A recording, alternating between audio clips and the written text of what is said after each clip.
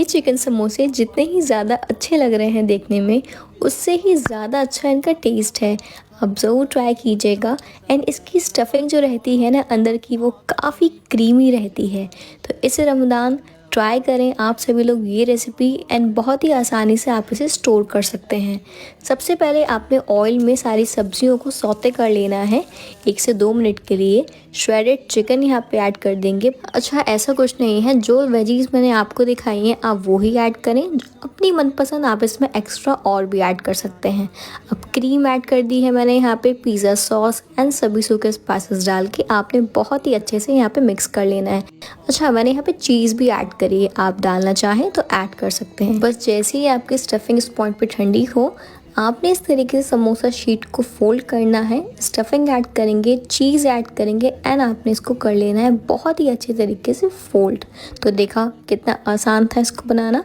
आप इसे स्टोर करिए अप टू अ मंथ। बस जब भी आपका दिल चाहे समोसा खाने का, कुछ नहीं करना, फ्रिज में से पैकेट को निकालेंगे, जल्दी से ऑयल को गर्म करके सभी को फ्राई कर लेंगे। ज़रूर ट्राई कीजिएगा आप लोग ये रेसिपी अपने घर पे, मुझे अपना फीडबैक ज़रूर शेयर कीजिएगा। And follow me for more guys for such type of amazing recipes daily.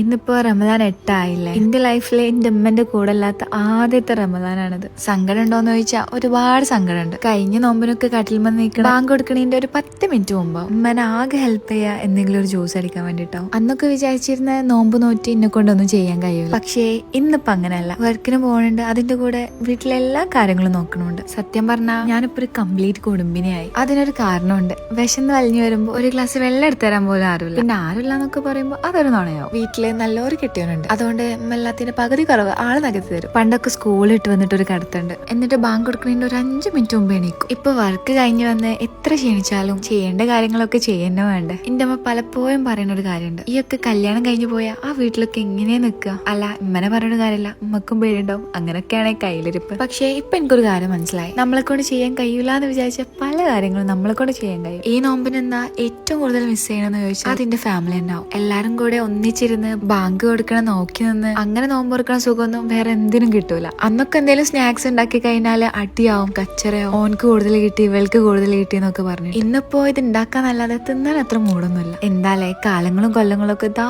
പറയുമ്പോഴത്തേനും പോകണം. ഇനിയിപ്പോ അടുത്ത നോമ്പിൽ നമ്മൾ ഉണ്ടോന്ന് പോലും നമുക്കറിയില്ല. അതൊക്കെ പോട്ടെ, നമുക്ക് കാര്യത്തിലേക്ക് കിടക്കാം. ഞാനിപ്പോ ഉണ്ടാക്കിയ ഈ ഒരു റോള് എല്ലാവരും ഒന്ന് ട്രൈ ചെയ്ത് നോക്കാം. റെസിപ്പി ഞാൻ ഡിസ്ക്രിപ്ഷനിൽ കൊടുക്കാം. അപ്പൊ ഓക്കെ, ബൈ.